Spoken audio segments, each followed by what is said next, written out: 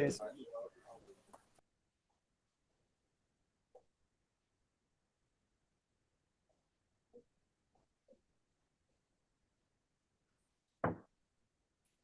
Oh, good afternoon, I guess, everybody. Thank you very much for joining us for this Transport Planning Society lunchtime webinar on managing urban travel demand.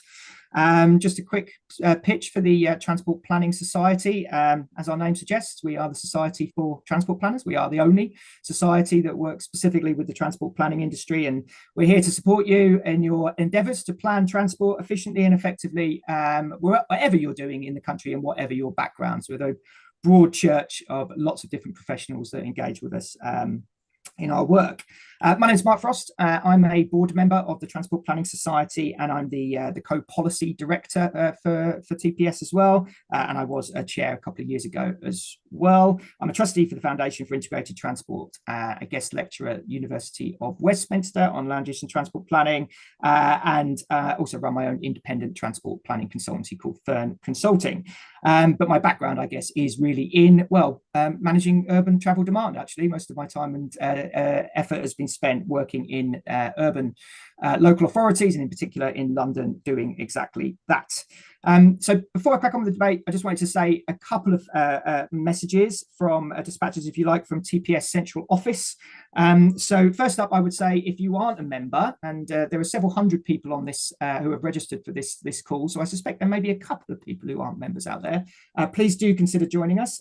Without members, we would very much struggle to do, well, anything really, but certainly events of what we hopefully of the sort of quality that we're about to enjoy over the next hour and a half. And at only £40 a year, we like to think we pack quite a lot of value for a very modest sum. So please do consider joining us. Looking ahead, we have a few more quality events in the diary.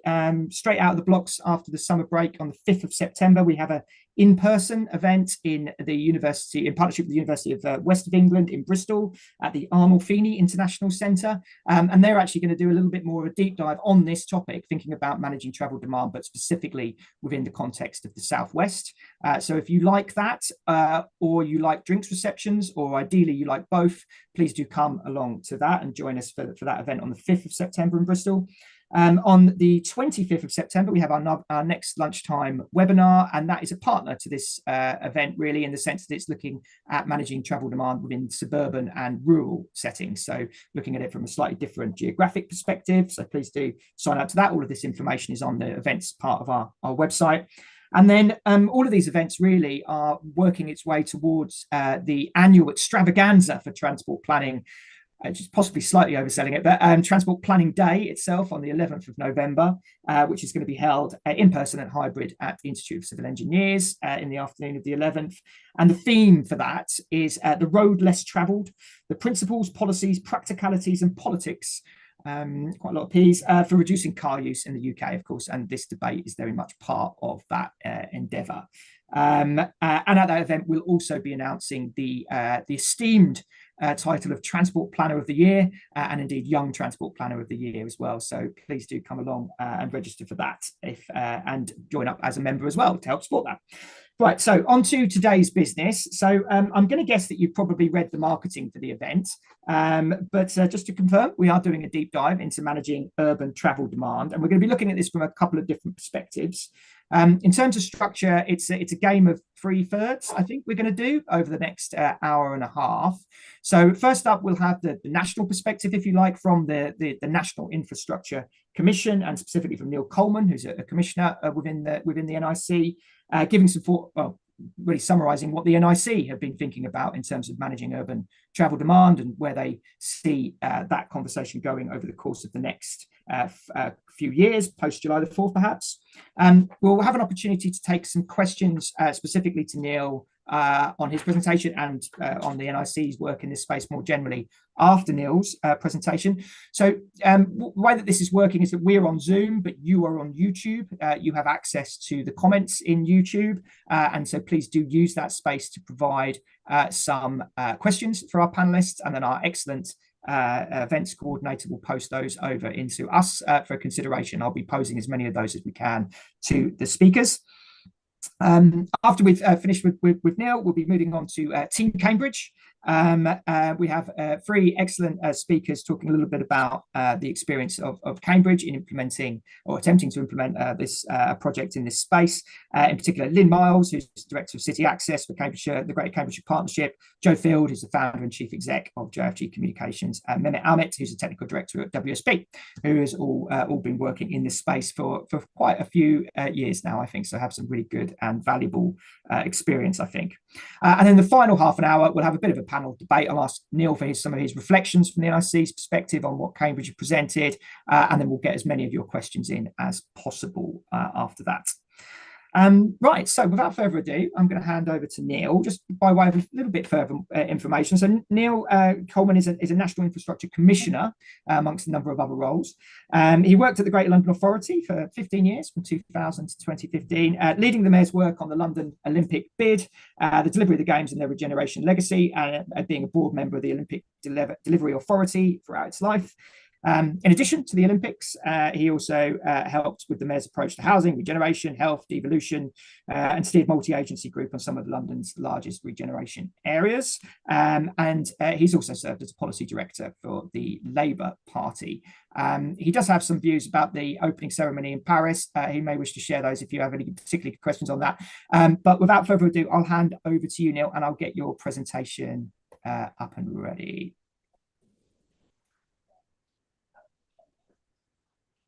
Thanks very much, Mark, and it's a great pleasure to join and present to your session today. I'll start with an apology for not being Michelle Dix, who is one of my colleagues on the Commission. Michelle's having a well-deserved holiday, which is why she wasn't able to come today. I'm inevitably going to disappoint compared with what she would have had to say. But I worked with her for quite a few years when she was at Transport for London. And as Mark said in his introduction, I worked at the GLA from 2000. And so I was in City Hall high up on the day London introduced a congestion charge. I might say a little bit more about that later. It's certainly a very interesting day. I've been a member of the Infrastructure Commission for almost 4 years now, and that period has very much been engaged with getting on with producing the second National Infrastructure Assessment, which we published in October last year. And that's really the core task that the Infrastructure Commission was given, to do these every 5 years and to set out our views on the bigger strategic requirements for economic infrastructure, energy, transport, water, waste, and digital, what interventions the government needs to make to address those needs, and really to set out a long-term investment pipeline within a given fiscal remit. Our second assessment, I think, focused on three main issues, which I don't think there's much controversy about, but about how infrastructure needs to be modernized to promote productivity and economic growth across all the regions in the UK, how it can support the transition to net zero, and how it can improve climate resilience and the state of the natural environment. And I think it's fair to say that in addition to setting out our recommendations in respect of each of those different economic infrastructure sectors, one of the other things that we did in the assessment was to talk about infrastructure policy and policy principles that should underline the delivery of economic infrastructure.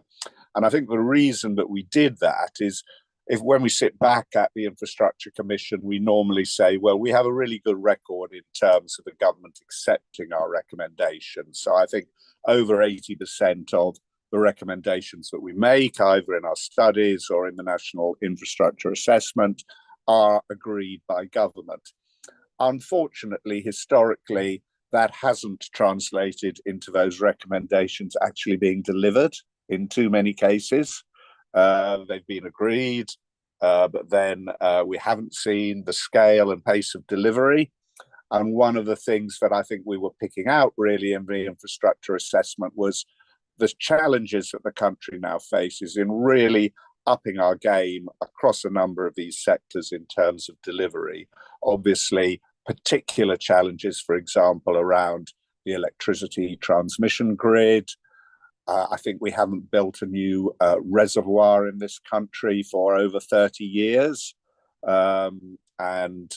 Certainly that's a big issue for colleagues in Cambridge, which we may want to come on to. So we made a number of recommendations about important policy principles that should underlie the delivery of economic infrastructure. And we talked about removing barriers and accelerating decisions. Those barriers, too many of them, and they make the UK a less attractive place to invest, and policy needs to change to facilitate faster progress. We talked about taking long-term decisions and demonstrating staying power. And I mean, it's a bit unfortunate, but that rang quite a lot of bells, because I think about 2 weeks before we published the National Infrastructure Assessment, there was an announcement at the Conservative Party conference about the cancellation of large sections of High Speed 2, which, as we now know from the National Audit Office, besides anything else you might think about that, actually involved a direct cost from that decision of over £2 billion.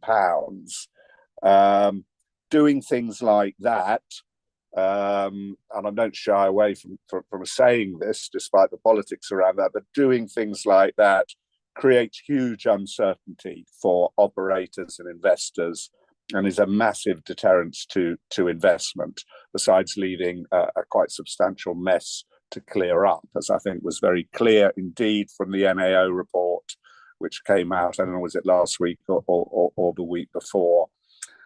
We talked about pace, not perfection, and the need to close down options where the risk of delay is greater than the risk of making a suboptimal decision.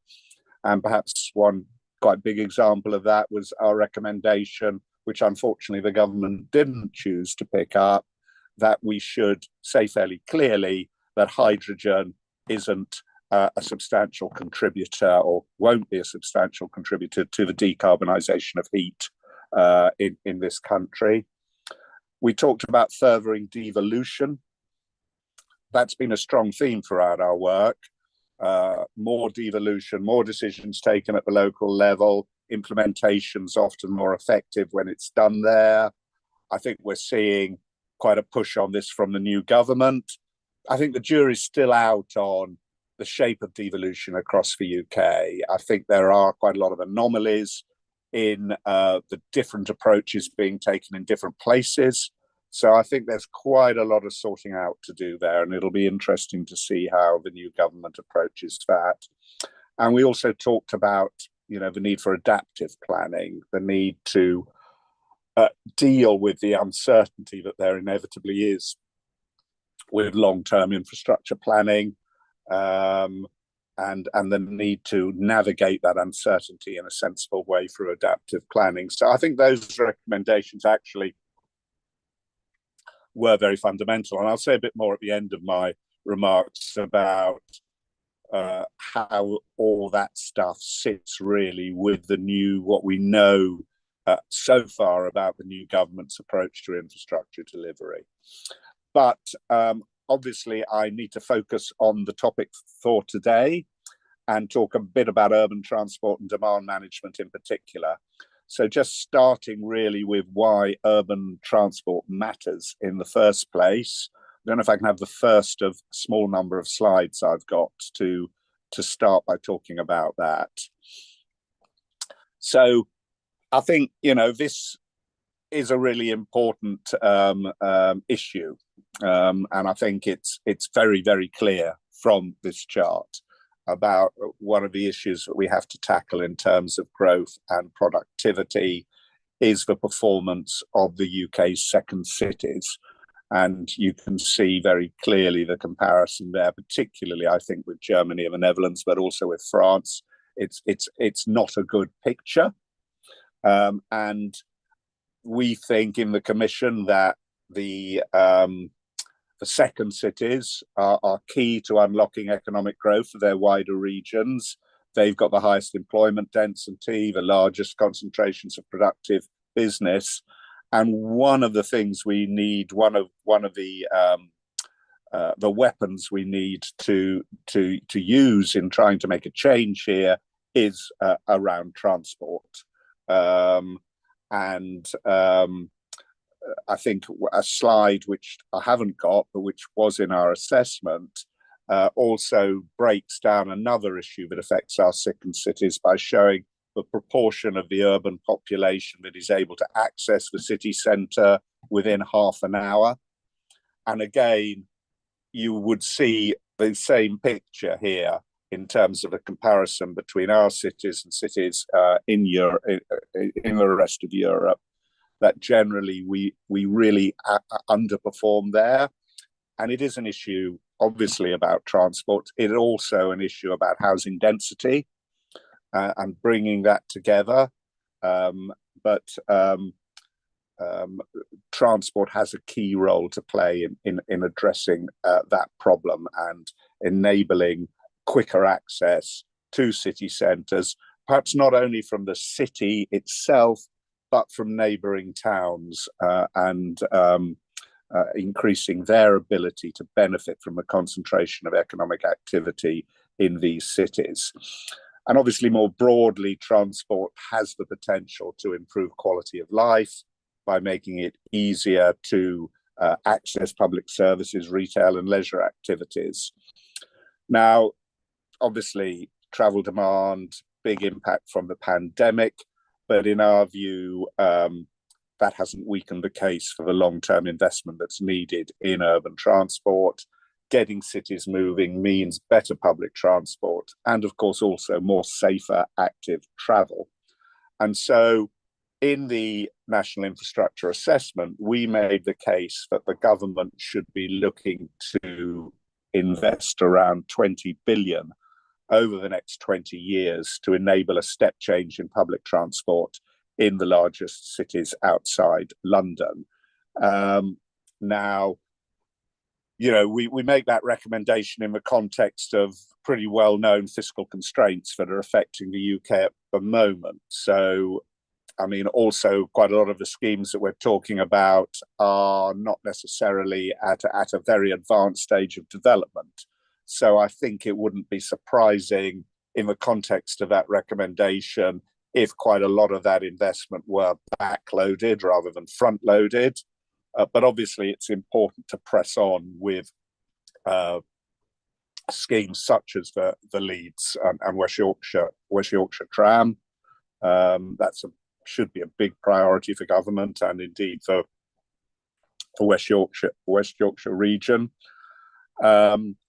But just moving on in terms of which are the cities, where are the priorities for that investment?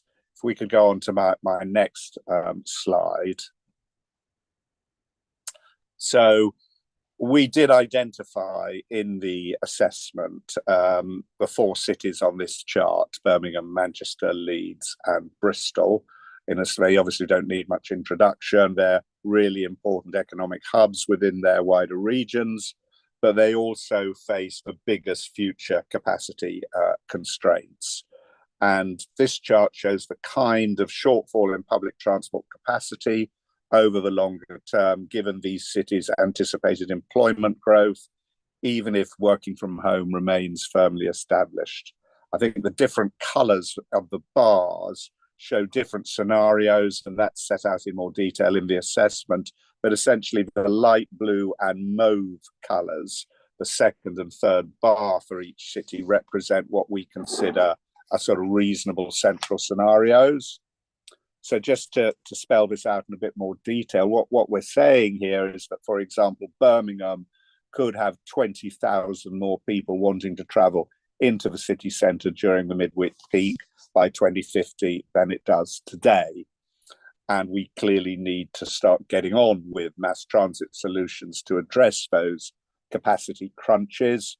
And we say in the assessment that we think those four places should be the initial priorities for investment in urban mass transit schemes. And we think probably that around 2/3 of the total 20-year investment should be dedicated to these cities, these places, with the remaining third available to other cities and towns with visible plans that would shift the dial on the local economy.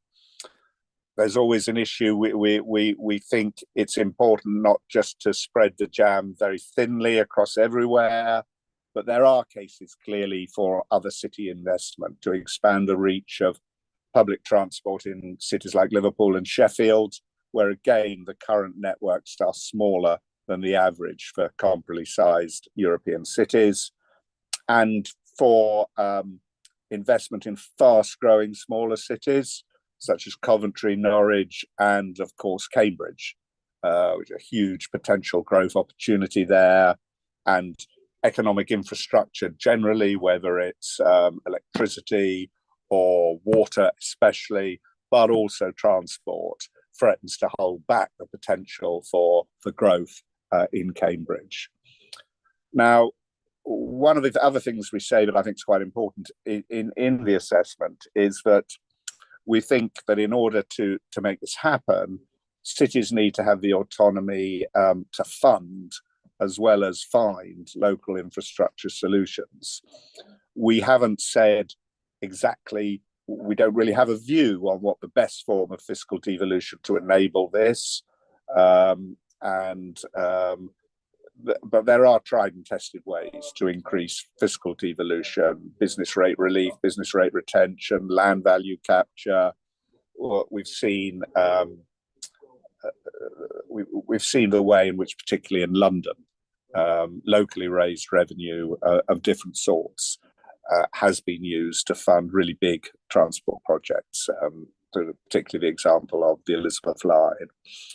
And a lot of combined authorities already have the power to do some of these. And I think that extending that, widening it, finding new ways to enable that, looking at new combined authorities and the opportunities that they could have, sit very well with the grain of the new government's thinking. But going on now to, what was supposed to be the main topic for today, I think we say in the assessment that, investment in public transport alone isn't going to be enough to reduce congestion and improve capacity. And we're clear that once improved transport, mass transit or other schemes are in place as a viable alternative to private car travel, cities need to reduce car journeys into the city centre, especially at peak times. And that, I think, quite nicely illustrated in my final slide. Do we want to just put that one up? Yeah, so it's quite a nice picture. But obviously, that shows why we need to do something about this. And members of the TPS will know better than me that what can be done in this space through congestion charging, through workplace parking levies, to reduce car use and free up room on the roads for more public transport and active travel. But of course, critically, they can also produce a revenue stream. And the analysis in the assessment suggested that a sort of cordon-based congestion charge or workplace parking levy could raise between 10 and 50 million pounds a year in the largest English cities. And that could make a substantial additional contribution to delivering these schemes over and above national funding.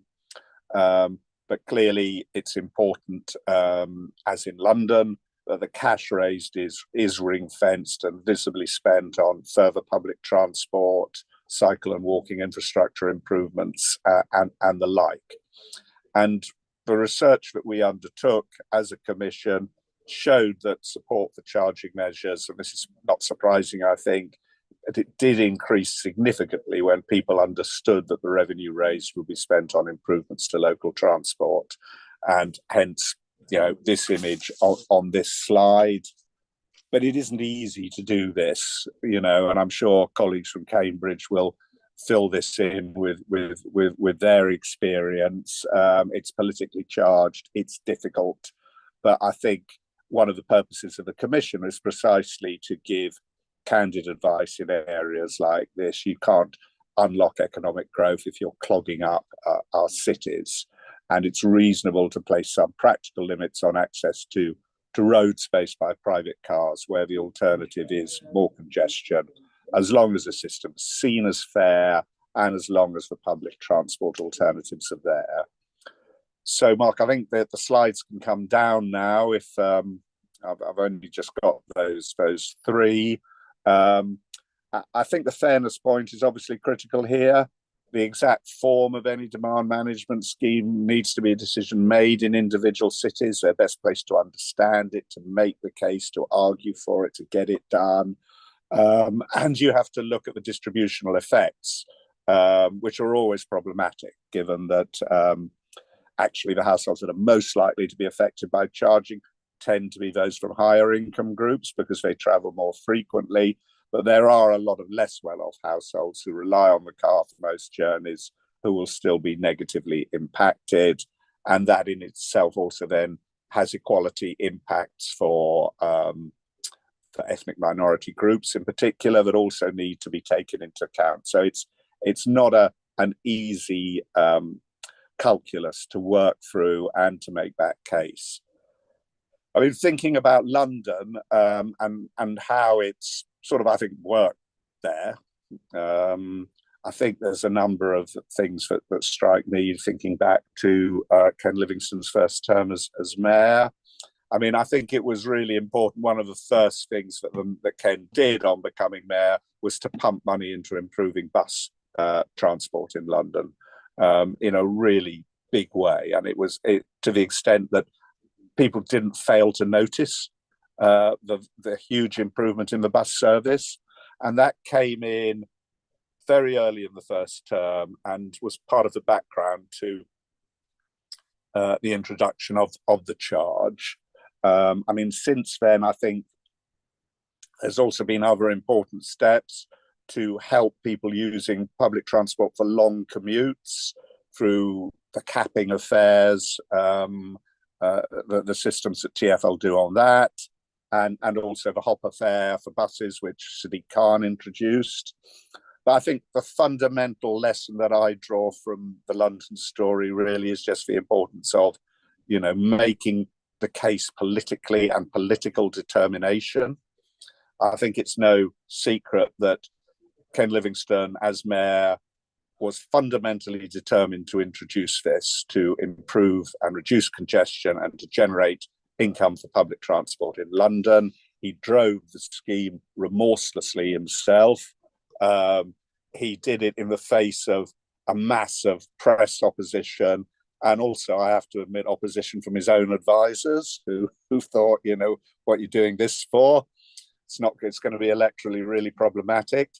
And as I say, I can remember very well day one introduction of the charge, going up to the top of City Hall, looking out across London, and there was hardly a car in sight. It was an extraordinary first impact, and it settled down. I think it's regrettable that the Western Extension was canned by his successor. But, it does require a lot of political guts and determination and leadership. And that's not, I'm not saying, I don't want to criticize people who have found it too difficult, but that's the only way you make progress, by using your political capital to deliver changes of this scale and nature. So I hope that set out some of the terrain around the topic. Much of it will be familiar to you. I'm not really saying anything that you are not much more familiar than I am. I'm not a transport person by training, but I've been engaged in a lot of the changes that have happened in London around public transport. I just thought I'd add a little bit about the new government and infrastructure. And I think what's really important is the commitment to a 10-year infrastructure strategy and a longer-term strategy specifically for transport, with a plan for rail underneath it. And we've just got to hope that that's going to be a real, proper, meaningful strategy, that with all the advantages that that can bring in terms of creating greater certainty, enabling long-term pipelines of projects to be identified, which is a really important driver of cost and sensible approaches to trying to reduce the cost of major infrastructure delivery. And hopefully we will then get from ministers, as part of that strategy, an indication of the level of support that's going to be available for mass transit schemes in major cities. Now, when are we going to get the National Infrastructure Strategy? Who knows? It obviously is not going to come as part of the 1-year SR this October, but it's going to be a key document when it does come, and critical to informing future city region sustainable transport settlements. I've already talked about the new government's commitment to further devolution, and I hope that will mean that we will see the Commission's recommendations on multi-year financial settlements for mayoral combined authorities being implemented. I think all the signs are that it will be. That will help with smaller enhancements, and it should mean that the direction of travel will be towards giving combined authorities license to develop their own growth strategies with underpinning plans around infrastructure and transport, and hopefully a lot less interference from central government in the way that we've seen unhelpfully in the past, both from the Department of Transport and from Treasury. And obviously, in the medium term, this government is going to have to face up to the decisions that flow from the future of fuel duty, given the trajectory towards electric vehicles by the end of this Parliament. It can't really be kicked much longer down the road. And there's a big question about exactly what is the replacement charges for road users. And that's going to have a bearing on local transport, even if only that people start to see their mobility choices in a different way. So just finishing off, I wanted just to say a little bit about the Commission itself and where it stands. As some of you probably know, there's a commitment in Labour's manifesto to creating something that's slightly oddly named the National Infrastructure and Service Transformation Authority, now known by everybody as NISTA. And that's about bringing together existing bodies, essentially the Infrastructure and Projects Authority and the NIC, to set strategic infrastructure priorities and oversee the design, scope and delivery of projects. I also think it reflects a desire by the government to have a much stronger role for the centre of government, and a much stronger accountability in the centre of government for the delivery of economic infrastructure.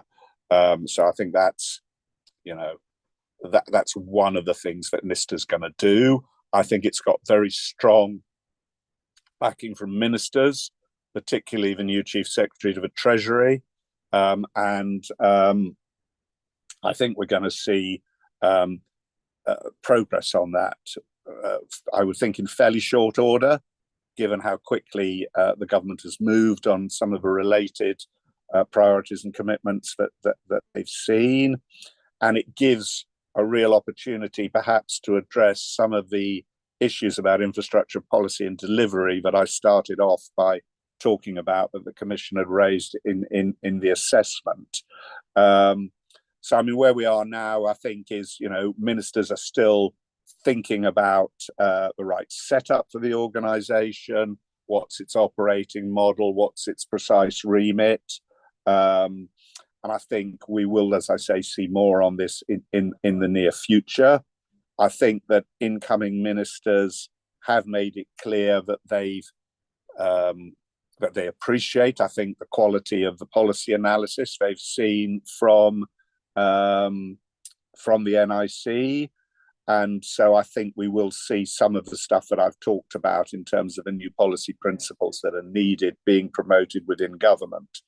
Meanwhile, NIC is still going on, still doing its work. They're carrying out research and analysis to support evidence-based advice that looks to the long term and faces up to the decisions that have to be taken.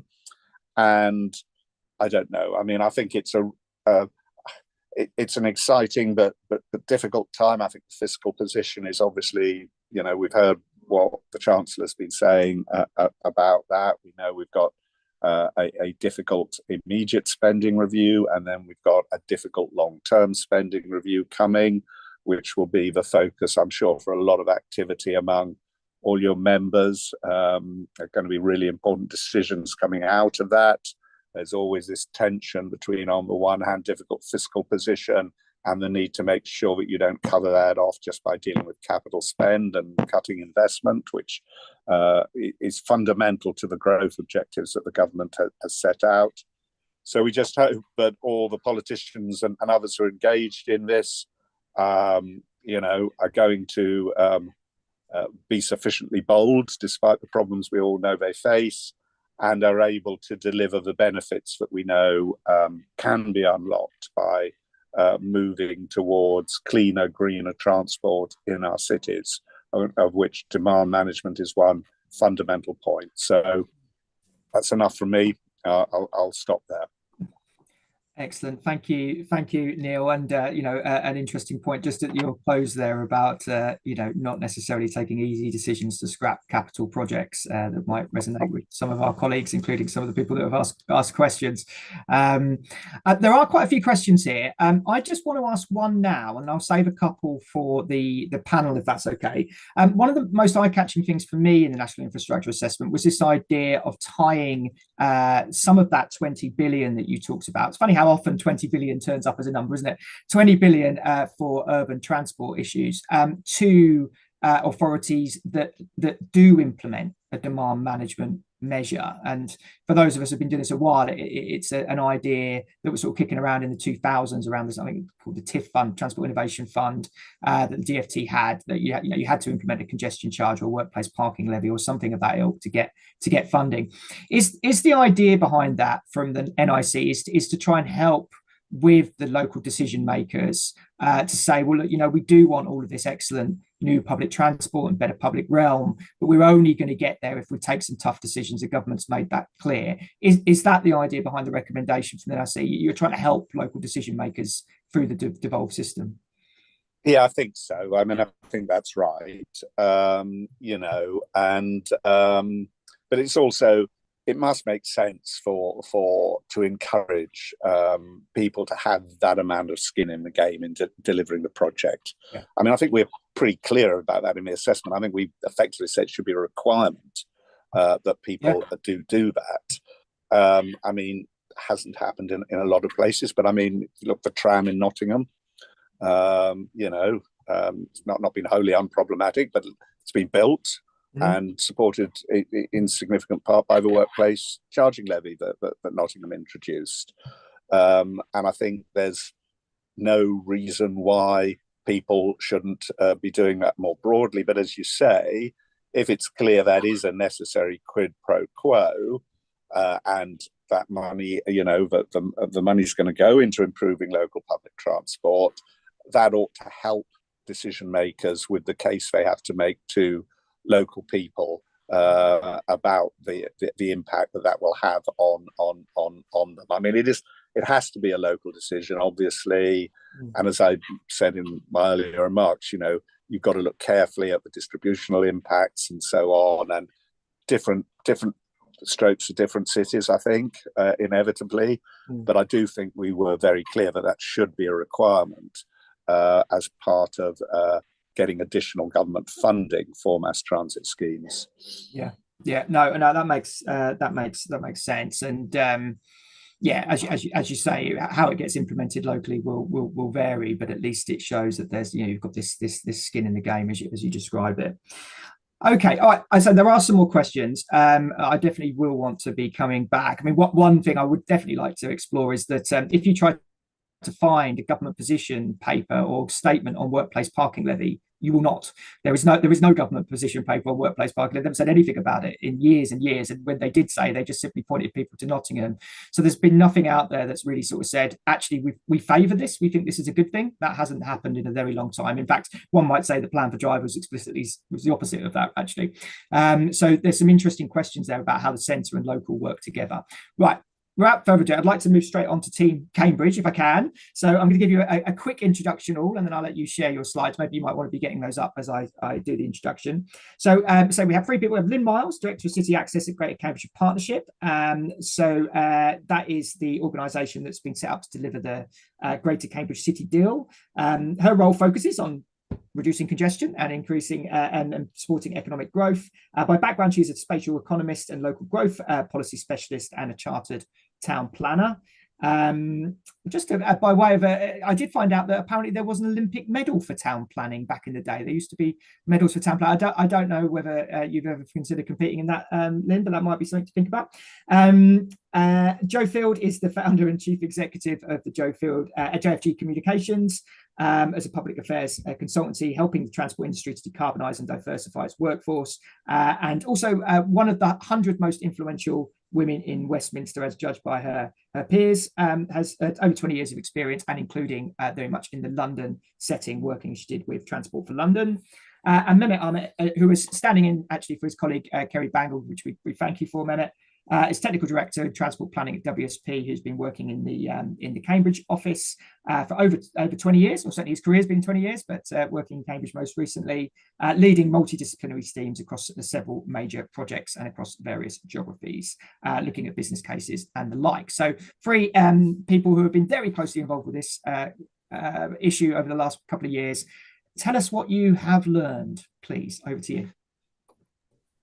Thanks ever so much, Mark. Hi, everyone. Yep, I'm Lynn Miles. I'm working at the Greater Cambridge Partnership and thought it'd be helpful to talk you through what we've been doing over the last couple of years and some of the challenges we've faced while trying to do it. I should say up front that everything I'm talking about now is a scheme that local politicians have now taken a decision not to proceed with. So I'm sort of talking you through plans and propositions that are no longer live. Just wanted to make that absolutely clear, but it's probably helpful in thinking about some of the practicalities of applying thinking like this to an actual place and an actual set of people whose lives are affected by it. Because I think this is one of those things where someone used this phrase at me a little while ago, and I've reflected on it and thought it's really accurate, which is that transport planners and professionals quite often sort of suffer from technically correct bias. And I think sometimes we fall into that trap. Lots of this is stuff that transport planners, economists tend to agree is a good idea, but they really struggle when they hit the road with people who really don't feel that some of these things are a good idea and don't sometimes feel that they're fair. So I'll take you through what we've thought. It is worth, let me see if I can move my slides on. It's worth saying what the Greater Cambridge Partnership is, because it's part of the I think Neil referred to the slightly uneven patchwork of devolution. We were set up as a delivery body in 2015, around the time of the Greater Cambridge City Deal and before the combined authority was set up. And we're set up very specifically on the Greater Cambridge geography. That is the city of Cambridge, which is very tightly bounded, and the district of South Cambridgeshire, which surrounds it on all sides like a donut. If Cambridge is the whole, then South Cambridgeshire is the donut ring. And so we are effectively, we're not a separate body in our own right. Our accountable body is the County Council. And we effectively report to a board that is a joint subcommittee of the county and the two districts whose footprint we cover.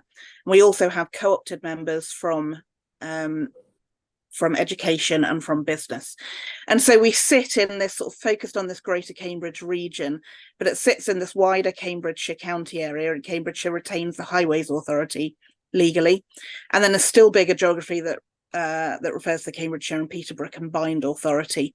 So we do work in a fairly complex governance environment, but the key thing to recognise is when our board takes decisions, it needs simultaneous decisions and unanimous decisions by three separate councils under different political control, which is, a challenge to decision making, obviously, but leads to good and strong decisions when they are taken with that consensus. So look, a little bit about the sort of challenge and background of Cambridge. It's a small university city that has been running incredibly hot economically for some time. There's a huge amount of growth, many thousands more residents in Greater Cambridge in 2021 than there were in 2011. And the pattern of growth is that the area is bounded very tightly by Greenbelt, and so a lot of the growth has happened outside and people need to commute back in, but there isn't a strong public transport network, and it's led to a lot of driving back in from some of those areas. I've just realised that my battery is low, so don't mind me plugging in whilst I'm chatting. So we've got this sort of challenge, as everywhere does, to reduce traffic and transport. Car use is recovering from COVID, and the latest data we've got shows us that it's sort of almost back at pre-COVID levels, albeit it's quite concentrated on some days. So the pattern across the week is not the same, but the peak is more or less the same now, but bus use hasn't recovered in the same way. So that's the sort of challenge we're working with. We have a sort of whole series. We're set up to deliver the city deal. We are a delivery organisation, and most of the money is going in on transport, because Cambridge is effectively supply side constrained. That is the biggest challenge to growth, as set out by an independent economic review by Dame Kate Barker and others in the mid-teens of the century. So most of it is going into this sort of series of segregated busways, bringing people from the outside into the city. And a series of things like extra travel hubs, new walking and cycling routes from villages into the city, and rail connections. But nevertheless, even with all of that, there is a sort of challenge to growth and challenge to capacity on the network. And so we brought forward this sort of proposal, essentially, that was threefold to deal with that gap that the infrastructure wasn't fully able to fill. So the first is to transform the conventional bus network, because that is the backbone of any mass transit network, to funnel people into those big busways. And those big busways that we're building take you to the edge of the city, but they're not able to take you across the city because there isn't the space to segregate at ground level, and there isn't the money to tunnel. And so to transform the bus network for everyone is a core part of what we needed to do. Make more an ongoing investment in sustainable travel, so be able to invest but also maintain cycling. That's paid for, excuse me, I didn't mean to move on there. That's paid for by investment in the charge. We didn't get here all at once. We did sort of years of work. Until in 2015, we went through a series of public consultations. UK citizens.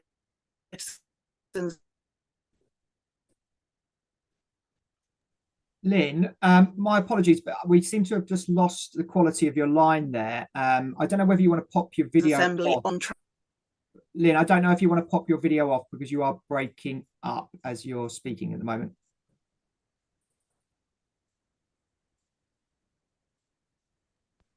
Transport in 2040 came out with this, and along the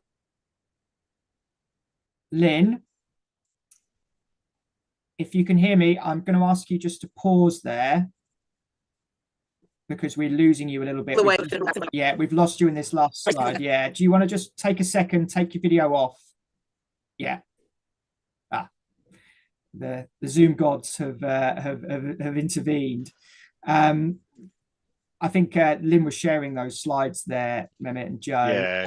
Yeah, okay. I'm sure Lynn will rejoin us.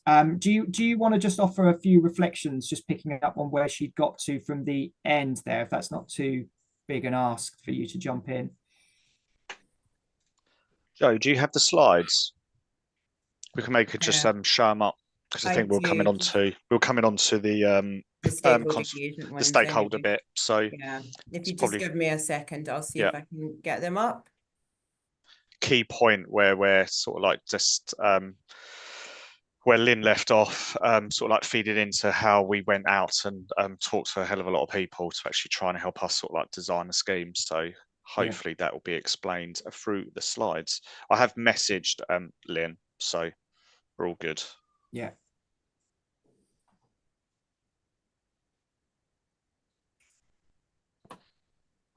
That's great. Yeah, that's just coming up.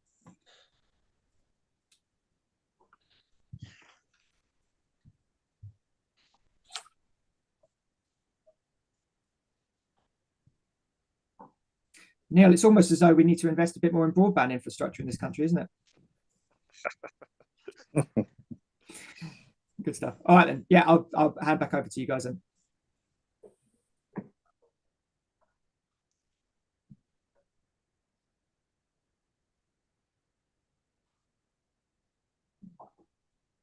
There we go.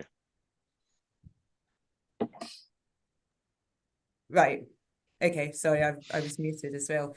Right, I'll just move on to the stakeholder slides, and then when we get Lynn back, she can do the rest, or you can jump in with the consultation results, Mem.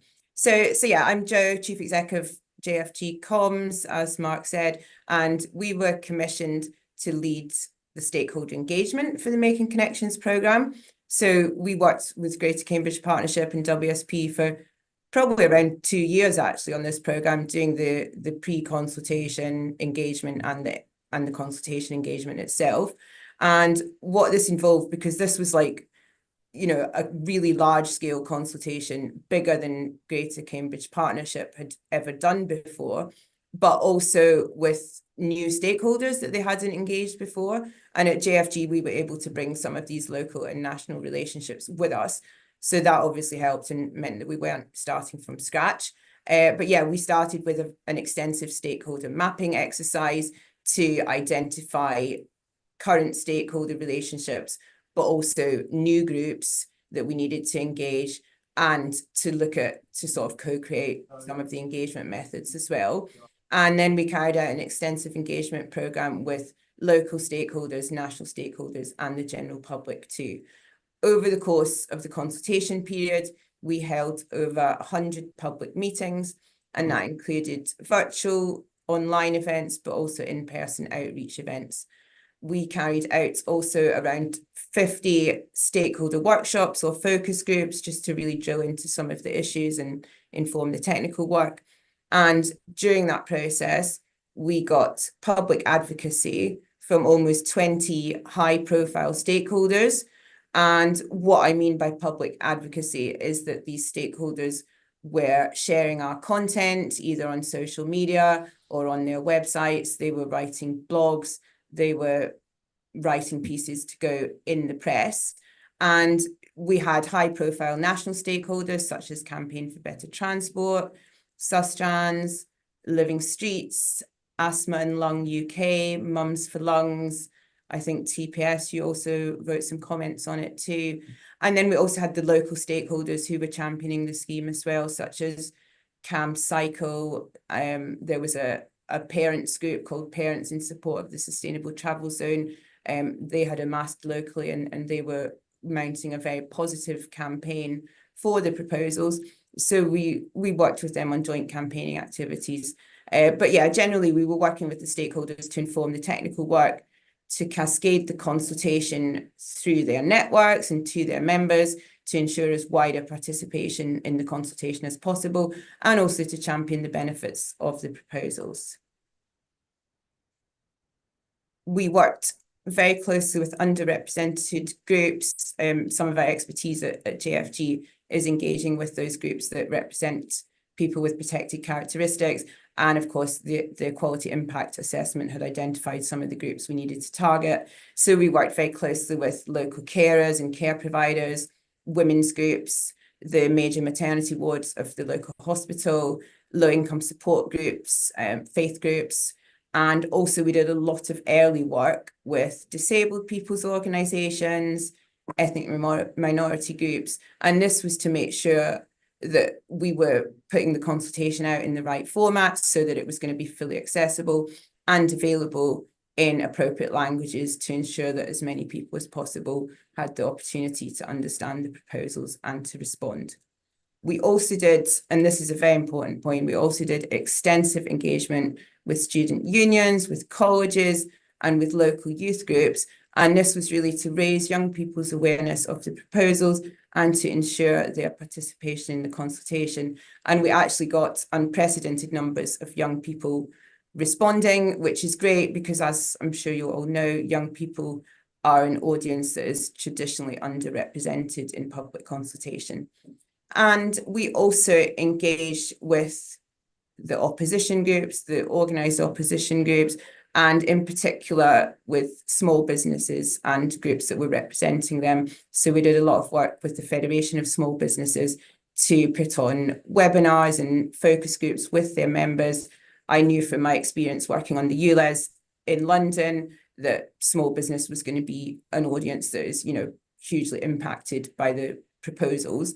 So we wanted to engage them to understand their challenges and to work out what we could do to mitigate some of those challenges.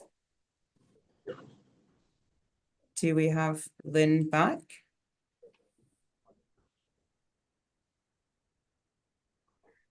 No? Lynn, yeah, we can't hear you, unfortunately. We can see you, but do you have to connect computer audio, possibly?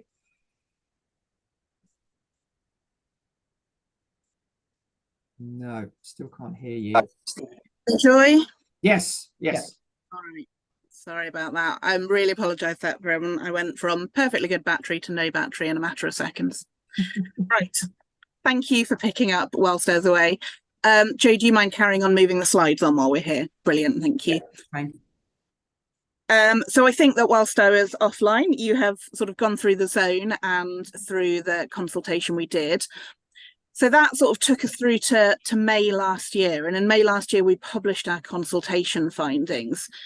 And one of the things we did then was sort of, I guess, set up a public conversation was our aim. So it's quite common that you might publish a consultation report and then at the same time publish your revised scheme. So, what's your final proposition based on what you've heard? But because members were really keen not to look as though this was a done deal, because it wasn't, this was definitely something they're exploring. We published the consultation findings and what we learned from that, and sort of with the aim of taking some time over summer then to reflect and come back with a revised scheme. So the consultation report included the results of the survey and the organisational responses and the letters and emails and social media we got, as you'd expect. It also set out the results of the representative opinion polling we did. And this was a new thing for me personally. And it was something that the Consultation Institute, who I worked with closely, were really pleased to see that we did. And that was, as well as the consultation survey, to do this demographically stratified representative opinion polling, which we had done for us by the polling firm Opinium, to set alongside that. So it was quite a comprehensive report, and it sort of set out everything we learned, and from there we sort of thought through. So I hope this won't be death by PowerPoint, but it's worth telling you some of the things we found because I think they're really helpful. Firstly, we just got this overwhelming response to the survey, far more than we've had to any consultation we've ever done before or since at a local level, an order of magnitude more. So 24,000 survey responses. There were a lot of free text comments. There are lots of tell us your opinion on this and that. So that led us to have sort of 145,000 chunks of text to code and analyse. We were really proud at the youth response we got. We got 11% of our sample were under 25, which is unusual and not far off the population, background population. Nevertheless, we did find, as you tend to with public consultations, that the consultation responses were quite skewed. So the people that responded to our consultation survey were older. They were more likely to be employed or self-employed than unemployed or economically inactive. Otherwise, they were broadly similar, actually, to the population in terms of sex and gender identity and ethnicity and so on. They were more likely, probably unsurprisingly, to be from that immediate Greater Cambridge area than from the wider travel to work area. And there is quite a wide commuter hinterland to Cambridge. It draws in people from, as far away as sort of London and Nottingham, in fact, so quite a long hinterland.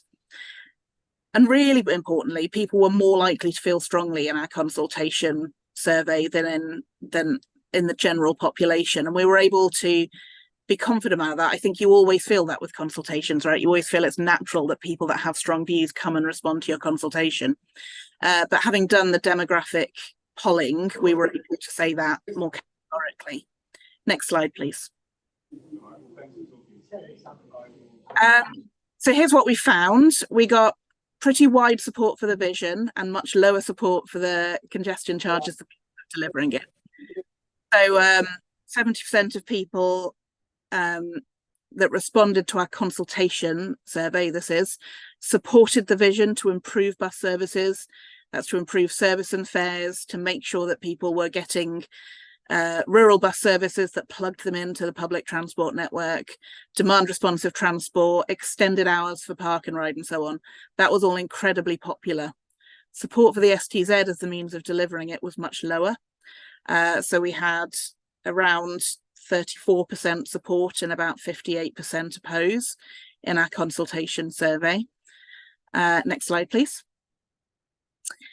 Again, having this polling to compare to the consultation survey, we found very helpful and instructive. So if you see those orange blobs there, the support for the STZ was broadly similar in the consultation survey versus polling. So about a third of people were in support of it, which I have to say is more than I might have expected before we went into this thing. Because people in general don't like to be asked whether they'd like to pay for something that they previously did for free. So about a third of people supporting it, but there were much more people opposing it in our consultation response survey than in the background population as set out by our poll, and much more people that were ambivalent in the poll than the survey. And that sort of confirms what you expect. There's an element of sort of selection bias in surveys, but it's really helpful to be able to see that really clearly. Next slide, please. The other things that were just sort of surprising or interesting to point out is we had much higher support for the proposition inside the zone than outside the zone, which did surprise us because we weren't proposing a cordon charge where you only paid to come into the city. We were proposing a zonal charge where anyone inside the city would pay to drive when they moved around. So it was different from London in that respect, where in London there's a 90% discount for people that live within the zone.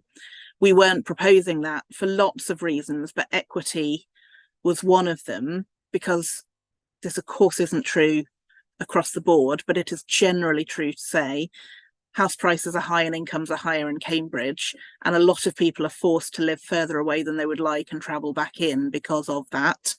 And so to allow people inside the zone to drive around without charge and to make people on lower incomes drive back into their lower wage jobs seemed challenging and difficult on equity grounds. Not least also that 50% of the traffic in the city centre starts and ends within it. So there were a lot of short car journeys within the city, we knew that. So because of that, we're quite surprised to get more support from inside the zone than outside, but there we are. Next slide, please. We were perhaps less surprised to find much higher support for the zone amongst the young people. And so that youth response that we got, you know, lots of those people were telling us that this was something they wanted for the city. And then support for the zone fell as the age groups rose, reaching a real low point at middle age. It's worth noting that support for the zone started to tick up again in the older age categories. So in the over 75s, that's the first age bracket after 20 something that you start getting more support than average. So I found that quite an interesting, and my hypothesis is that those people are least well served by the current status quo. So younger people and older people perhaps more likely to be reliant on buses, because there are a lot of people that don't have cars and are reliant on buses, and they've got quite a difficult status quo at the moment, and I suspect they were more likely to recognise that.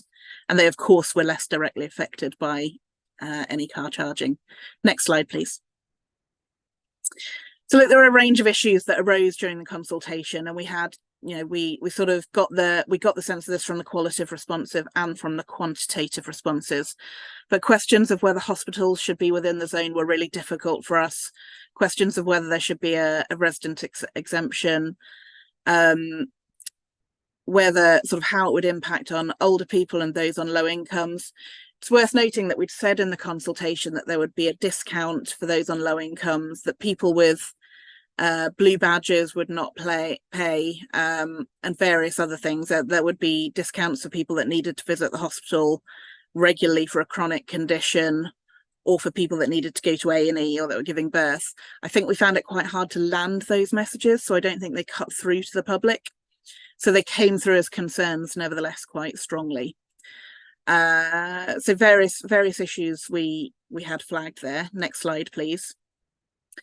One of the things that we were able to do with the survey, which was designed slightly later, so the polling, sorry, that was designed slightly later, the consultation, was ask people, if you support the vision and you sort of broadly support it in principle, but you don't support this proposal for the zone, what is it that we could change to make you feel differently about that? And we were able to ascertain from that a series of things to play with. So the rate, the boundaries, the discounts and exemptions and the hours, which the eagle-eyed amongst you will spot that that's most of the things. But it at least gave us an idea of sort of relative priority of what people might want to see changed. And that gave us something to play with. Next slide, please. So we had this summer of sort of public discourse and discussion last summer, where we were sort of saying, look, we've got the feedback on this. We understand you like the vision. We understand you have concerns about the particular means of which we've proposed to sort of solve the challenges. It's worth understanding that there is this sort of slight seesaw, which is the more you respond to concerns about the way the STZ is set up, and do things like change the hours, change the boundaries, the more you reduce the income of the scheme and the less you're able to deliver that vision that people tell you they want. So the idea was that we needed to do two things with this scheme. We certainly needed to raise the revenue to support buses and to support sustainable travel. But we also needed to get cars off the road to create the road space for that to happen, because you can pour as much money as you like into bus subsidy, but if they're sitting in traffic, you know, all the way, they're going to be no better than car, which is sort of the situation in Cambridge at the moment. In fact, we've got bus companies in Cambridge at the moment reducing their timetabling in the city because they can't sustain the frequency of services in the traffic that we have. So we were always very clear that sort of there was a balance to be struck in responding to these concerns and delivering those improvements. Next slide, please. So towards the end of last summer, we came out with a revised proposal and a recommended scheme, which made a number of changes. So we recommended that we move from all-day charging to peak time only charging. We recommended a 50% low-income discount on car travel and a 50% locally owned SME discount on lorries and vans. We proposed not to charge for motorbikes on the basis of feedbacks. We had a bunch of other exemptions which were already built in, but one of the big things that we built in response to consultation was the idea that we would give everyone 50 free days a year indefinitely. So sort of a day a week that they could use their car without being charged. And the reason we did that is that a lot of the feedback we got was that people felt penalised in their everyday lives. So they felt like we were trying to charge them for doing things when they just had no realistic alternative. And so we would get a lot of examples of things like, well, I go over and I fill my mum's freezer with dinners once a week, or I volunteer for a food bank and I take stuff, or I drop things off at a charity shop, or I take a bunch of kids to rugby practice after school. So there are all these exceptions where people felt, that's fine, I can change my day-to-day habits, but there are the odd things where I just really do need a car. And you can't build an exemption for all of those people, or you can't meaningfully do that. And so that was our sort of response to that sense that we didn't want people to feel as though they were being penalised for the times they needed to use a car, just that, you know, we were trying to create alternatives, or trying to create a way in which people that did have alternatives then, you know, paid to use their car if they still chose to do so. So that was the scheme we put forward. But unfortunately, at that point, having put forward that scheme, the decision was then taken that there just wasn't political support to go forward with it. This scheme, it's worth sort of saying, was developed over last summer in the sort of in the political background of sort of national conversation about war on motorists and the government's plan for motorists. So the timing of bringing it forward was really difficult. But that's sort of where we got to essentially, and that's sort of our experience of bringing a scheme forward. I think that was our last slide, Joe, but let me know if I've forgotten any. No. So that's kind of the scheme we took forward. At the moment, we're not pursuing anything further on this, but that was our experience of bringing something like this to the public. So thanks, you know, to Joe and Mem and all of the wider consultant team who did a really heroic amount of work on this, not least processing 24,000 consultation responses. Yeah, I mean, if it's an Olympic medal for processing consultation responses, that's definitely a goal, isn't it? And and clearly it was a labour of love, I guess, for you guys. You're still smiling, so that's positive. There's a huge amount of learnings there. There's lots of comments coming through on some of those points. I mean, Neil, this is the sort of practical implementation of the NIC's recommendation. That was the experience there. Do you have any sort of initial reflections? You are on mute as well, actually, by the way. Do you have any initial reflections from that as to what we could take from that and how we might move forward now post July the 4th, perhaps, with this sort of agenda? Well, first, I think it's worth saying that it's an incredibly impressive consultation exercise in scale and breadth, and some really great things in it, like reaching so many young people, which is notoriously difficult in exercises like this. I think the difference between the survey and the polling is really interesting. Just maybe do some more polling and less, I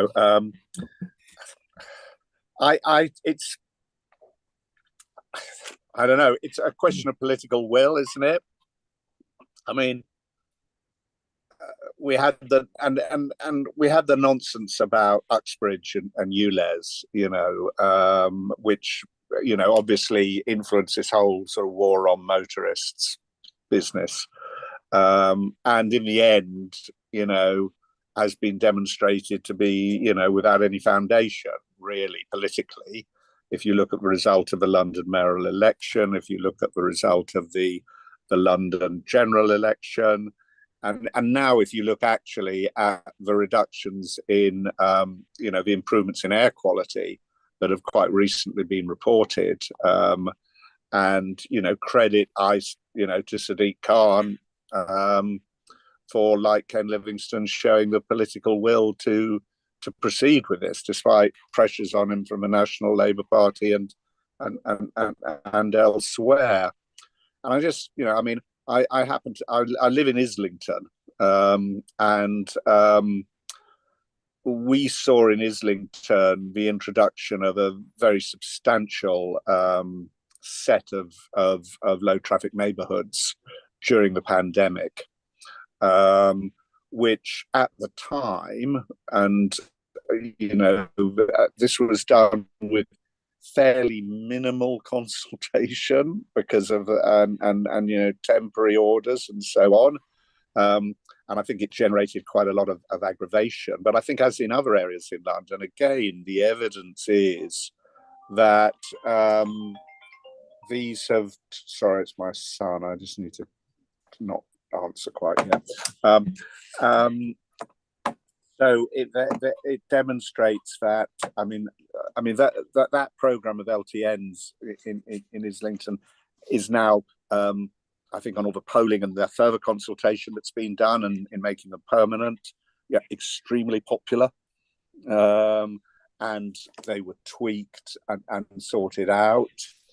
I don't know what all this shows. I think it does show there is no substitute for political courage on the issue, to be honest. And I'm not trying to criticise colleagues in Cambridge, because I am, I suppose, a bit, but I know how difficult this is. But I think the evidence is that, provided you've got a good package of benefits, whether that's better quality of life, reduced congestion, certainly in my part of Islington, the increase in cycling and use of the streets by kids and so on is, you've only got to walk around to see it, and we don't agonise too much. And again, it's the same issue as we come back to in some of the things I was talking about policy principles, which is, sticking to your guns, and obviously consulting and taking note. I can well remember Ken Livingstone sitting for about 3 weeks in his office because he had to read every single consultation response on the London congestion charge, or was told he had to, otherwise you'd be in trouble with the judicial review. Wow. But you know, I just wonder whether, you know, whether we're a bit too gutless about this stuff, you know. I mean, it's difficult, isn't it, when you've got consultation responses like that? As you say, the polling, I think, is a helpful triangulation. I mean, I guess I'm conscious that this is it's no longer a live issue, but I'm sure it's still very much in the minds of your elected members, Lynn. But I mean, would, if central government had come out very strongly in favour of what you were doing, and actually had said, by the way, we'll give you a bit of that £20 billion if you do it. Do you think that may have made any difference, or was it always going to be very difficult with those results that you got? So I think it's certainly helpful when central and local policy is aligned and trying to achieve things like that. The timing at which we were doing it was in the run up to a general election, so that might have affected the specific usefulness of specific, you know, the interaction between sort of national party offices and local areas might have been different in the light of that. I don't know. The politics will always be difficult at any time and any place for this, though, because I keep coming back to this point, is we all think it's a good idea as professionals, but we haven't yet convinced people it's a good idea. And Neil is right that when you implement schemes like this, most of the evidence from most of the places is that people tend to either be fans of it or at least reach a place of sort of grudging acceptance where it's a non-issue after a little while. And that actually goes for the Central London congestion charge as well, which is a non-issue now.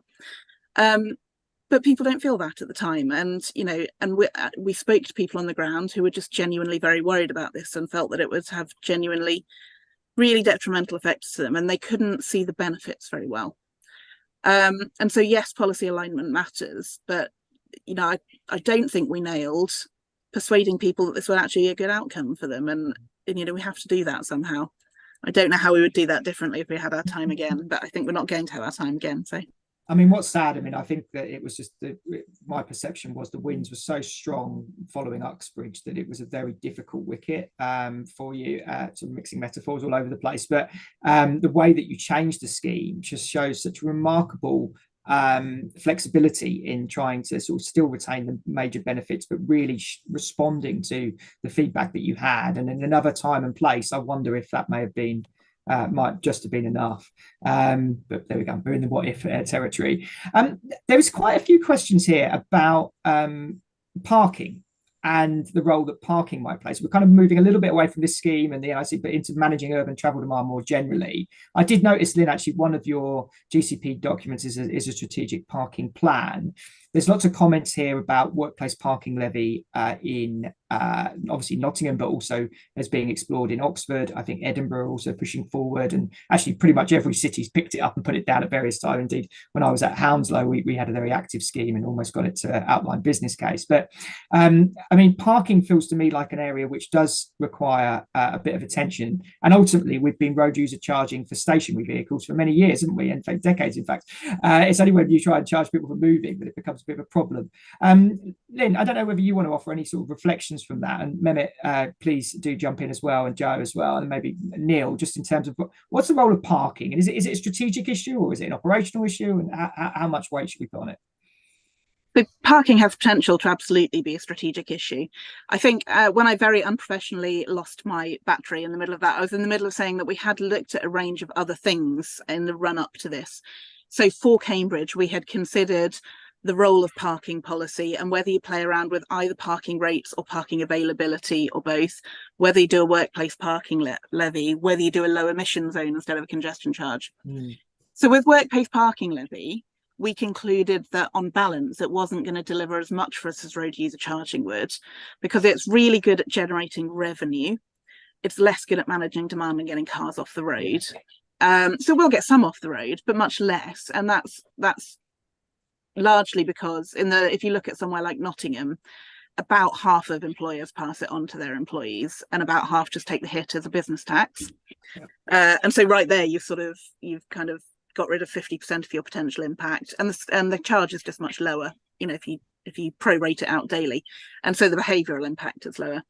So our view was that we were trying to raise money, but we were also very much trying to make road space in the city to allow buses to be better. And so that's why we sort of went for road user charging over workplace parking levy.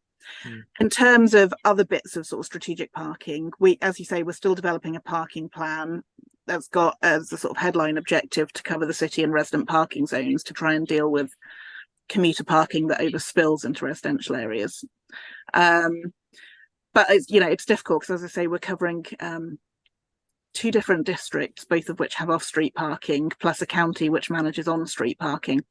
So the challenge for this particular area is just to sort of coordinate between that, you know, to try and make a coherent policy between those, when of course it has revenue implications for all of the councils as well as sort of strategic policy implications.